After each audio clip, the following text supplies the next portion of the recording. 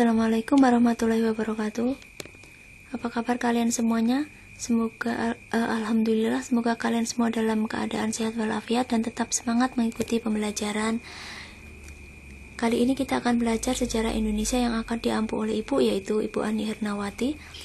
Dan sebelum kita memulai pembelajaran, ada beberapa hal yang ingin Ibu sampaikan.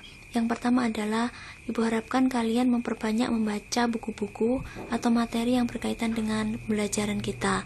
Hal ini sangat penting dikarenakan cakupan materi dari sejarah Indonesia cukup luas, sehingga keaktifan kalian untuk membaca atau menambah pemahaman kalian dari buku-buku atau sumber-sumber lain itu sangat penting atau sangat diharapkan.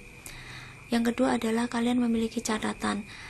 Dalam setiap mengikuti pembelajaran, kalian memiliki catatan poin-poin penting yang diajarkan atau yang dipelajari, sehingga hal itu akan memudahkan kalian untuk mengulang atau mengingat kembali materi yang sudah kita pelajari.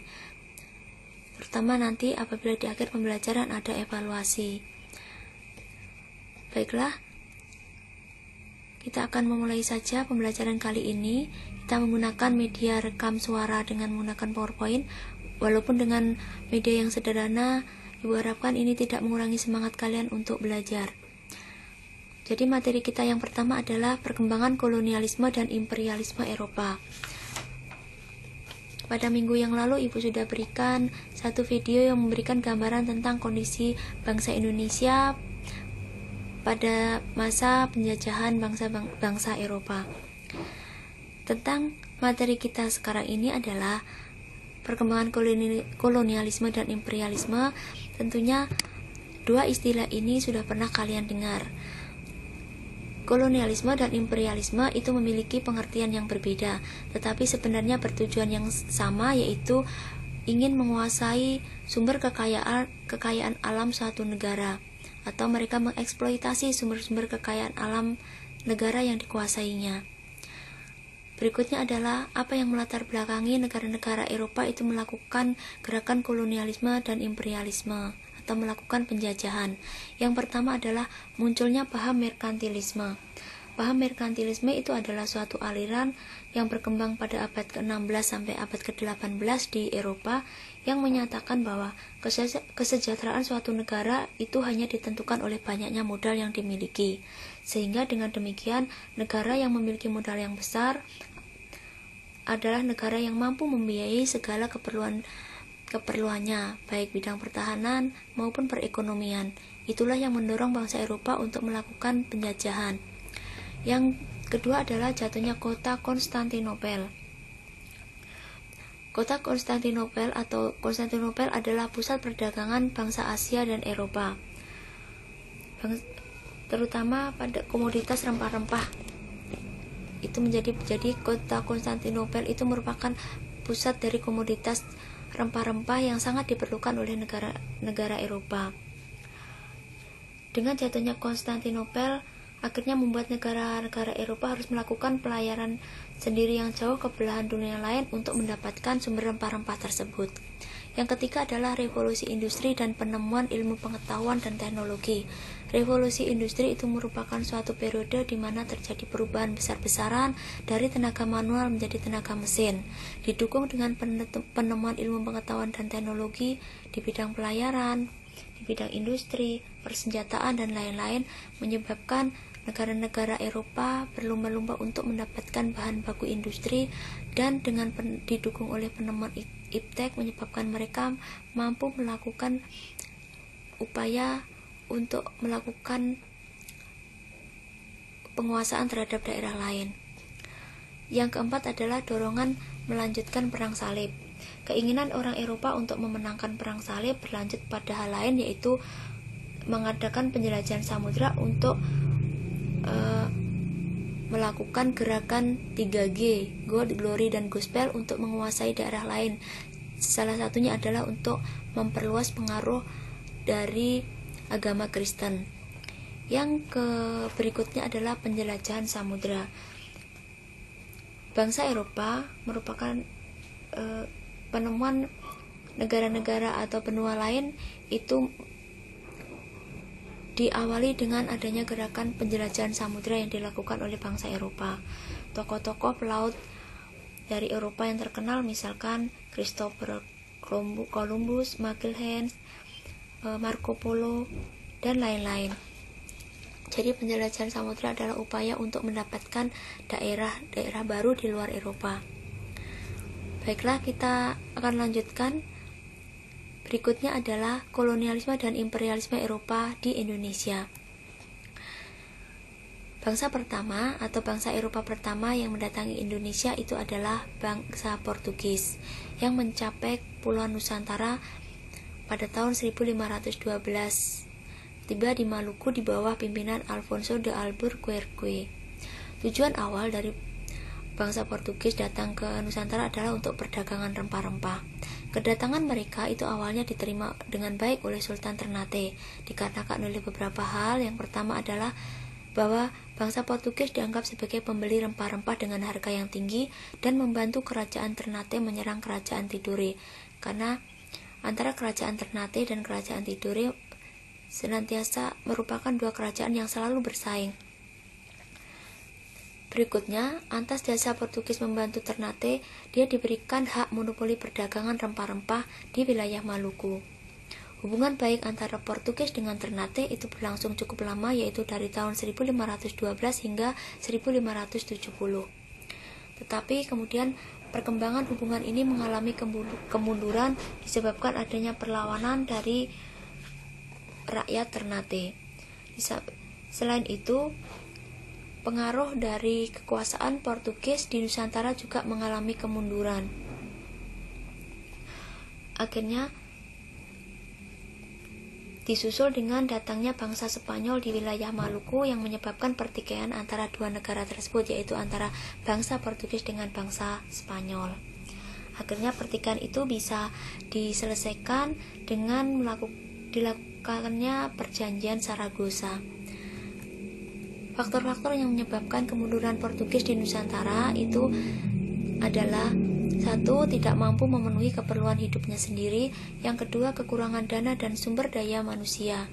Ketiga, kacaunya manajemen dari organisasi, terutama adanya korupsi di organisasi atau pemerintahan Portugis di Indonesia atau di Nusantara. Kemudian beralihnya pusat perdagangan untuk menghindari monopoli dari negara bangsa Portugis, sehingga pusat perdagangan atau para pedagang beralih ke wilayah lain.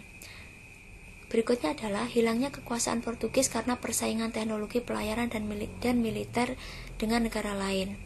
Yang terakhir adalah terjadinya perlawanan dari kerajaan-kerajaan di Nusantara terhadap Portugis, dikarenakan mereka semakin menyadari bahwa kedatangan Portugis sesungguhnya itu sangat merugikan mereka.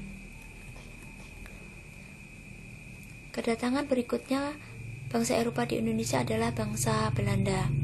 Bangsa Belanda tiba di Indonesia diawali tahun 1596. Tiba di Banten, yaitu armada kapal yang dipimpin oleh Cornelis de Houtman dan de Keyser. Selanjutnya disusul pada tahun 1598 armada dari Belanda kemudian datang juga ke Indonesia. Keberhasilan ekspedisi dagang yang dilakukan oleh Belanda di Indonesia kemudian dan dalam rangka mereka melakukan perdagangan rempah-rempah, mendorong para pengusaha Belanda ini untuk mendirikan suatu kongsi dagang. Hal ini dikarenakan mereka harus menghadapi persaingan dengan bangsa lain yang waktu itu masih berada di Nusantara, antara lain Portugis, Spanyol, dan Inggris. Akhirnya, atas prakarsa dua tokoh Belanda, yaitu Pangeran Maurits dan Johan van Oldenbarneveldt, tahun 1602, kongsi dagang Belanda bersatu membentuk satu kongsi dagang besar yang disebut dengan VOC, Verenigde Oost-Indische Compagnie, atau Persekutuan Maskapai Perdagangan Hindia Timur.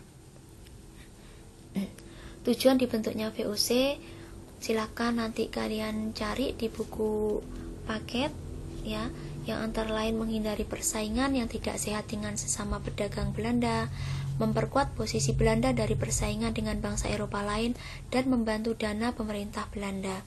Untuk mendukung tujuan tersebut, kemudian VOC memiliki hak yang disebut dengan hak istimewa atau hak oktroi. Hak oktroi ini meliputi hak-hak yang dimiliki oleh suatu negara. Salah satu contohnya adalah hak mencetak dan mengedarkan uang, serta hak untuk mengangkat atau membentuk pertahanan diri. Perkembangan selanjutnya adalah tahun 1799 VOC dibubarkan, salah satunya karena banyaknya korupsi yang terjadi di organisasi VOC. Dengan berakhirnya pemerintahan VOC, maka kemudian atau dengan kemunduran VOC yang terjadi sejak abad ke-18, itu akhirnya terjadi perubahan yang sangat besar di negara Belanda.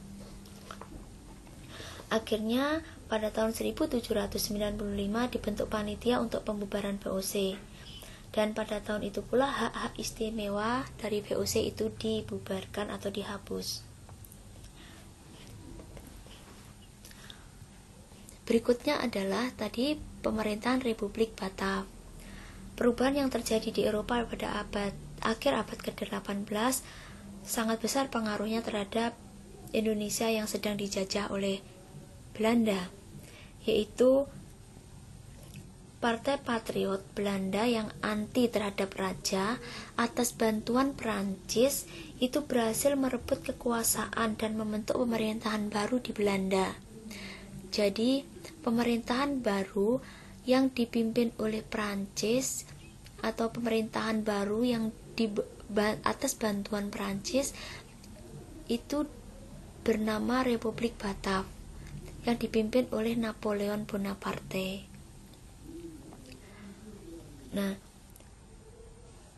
setelah VOC dibubarkan pada tahun 1799, tanah jajahan yang dahulu dikuasai oleh VOC kemudian diambil alih oleh pemerintahan Republik Batav. Kekuasaan Belanda di Indonesia pada waktu itu dipegang oleh Gubernur Jenderal Johannes Syberg tahun 1801 hingga 1804. Nah, pada tahun 1806 Republik Batav dibubarkan dan dibentuklah kerajaan Belanda dengan raja pertama yaitu Louis Napoleon.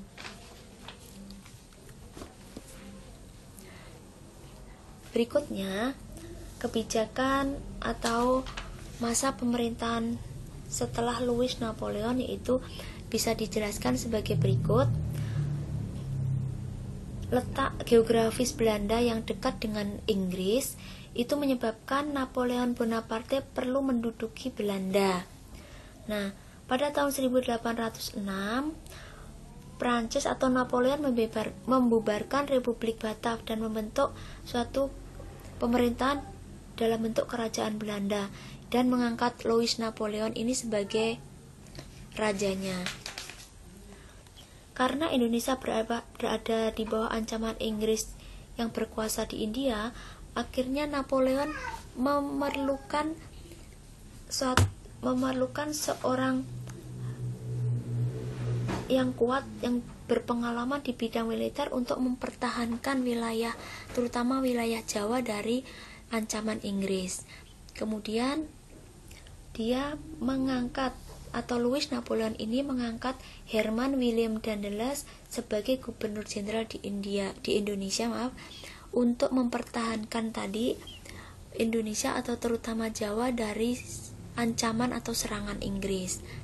Maka kemudian di Indonesia berkuasalah Herman William Daendels. Nah, ini fotonya. Masa pemerintahan Herman William Daendels itu memang tidak berlangsung lama, tetapi dia dikenal sebagai seorang yang sangat kejam dan seorang yang revolusioner, begitu ya. Kekejaman Daendels itu sangat terkenal dengan adanya kebijakan-kebijakan yang pernah diberlakukan di Indonesia. Kebijakannya meliputi bidang birokrasi, hukum, keuangan, sosial, pertahanan, dan ekonomi. Tugas utama Daendels itu tadi adalah mempertahankan Pulau Jawa dari serangan Inggris, sehingga untuk mewujudkan tugas tersebut, dia melakukan berbagai kebijakan. Contohnya adalah di bidang birokrasi pemerintahan, antara lain dia membentuk Dewan Penasehat. Yang kedua, membagi Pulau Jawa menjadi 9 prefektur dan 31 kabupaten. Prefektur itu semacam karisidenan. Jadi gabungan dari beberapa kabupaten, gitu ya. Para bupati dijadikan pegawai pemerintah Hindia Belanda, sehingga mereka digaji oleh pemerintah Hindia Belanda. Di bidang hukum dan peradilan, kebijakannya adalah membentuk 3 badan pengadilan di Hindia Belanda atau di Indonesia. Yang pertama, pengadilan untuk orang Eropa, 2 pengadilan untuk orang pribumi, yang ketiga pengadilan orang timur asing. Yang berikutnya adalah pemberantasan korupsi. Bidang militer dan pertahanan. Nah, di sini kelihatan kebijakan yang sangat membuat bangsa Indonesia menderita. Kebijakannya ini nanti akan terlihat dengan adanya banyaknya korban yang berjatuhan dari bangsa Indonesia akibat kekejaman dari kebijakan Daendels. Yang pertama adalah membangun jalan dari Anyer dan Panarukan.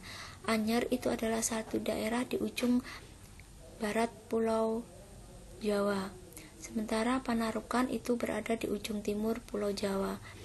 Nah, membangun jalan dari Anyer Panarukan itu dilakukan untuk dalam upaya mempertahankan Pulau Jawa tadi.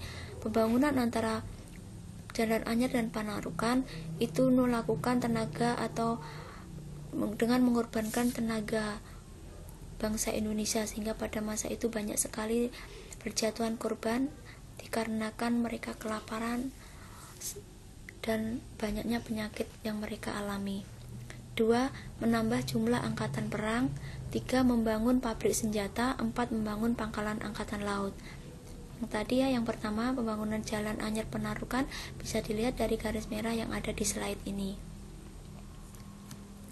Lanjutnya bidang ekonomi, yaitu membentuk Dewan Pengawas Keuangan, mengeluarkan uang kertas, memperbaiki gaji pegawai, dan pemberlakuan pajak.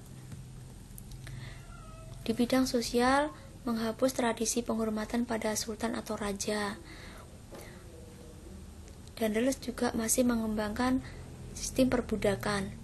Yang ketiga adalah kerja rodi, tadi salah satunya dengan membangun berbagai infrastruktur yang digunakan untuk mempertahankan Pulau Jawa dari serangan Inggris. Bidang sosial berikutnya adalah membangun jaringan pos distrik. Akhir pemerintahan Daendels, yaitu pemerintahan Daendels berakhir dikarenakan beberapa sebab. Yang pertama adalah kesewenang-wenangan dan kekejaman dari Daendels yang menimbulkan banyak protes dari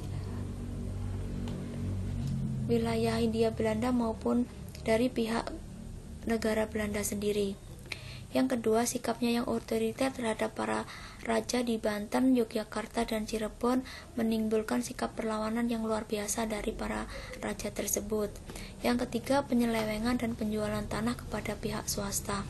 Yang keempat adalah keburukan sistem administrasi yang dilakukan oleh Daendels. Louis Napoleon sebagai Raja Belanda akhirnya menarik kembali Daendels dengan pertimbangan Daendels sudah berbuat optimal di Indonesia. Penarikan Daendels ke Belanda disertai dengan pengangkatannya sebagai seorang panglima perang yang kemudian dikirim ke medan perang di Rusia. Demikian tadi penjelasan kita berkaitan dengan kolonialisme dan imperialisme Barat atau bangsa Eropa di Indonesia, yang pada pertemuan ini kita membahas 2 pemerintahan atau 2 kebijakan kolonial di Indonesia, yaitu pada masa Portugis dengan masa Belanda. Pada pertemuan yang akan datang kita akan membahas kebijakan pada masa pemerintahan Inggris di Indonesia dan pemerintahan pada masa Hindia Belanda.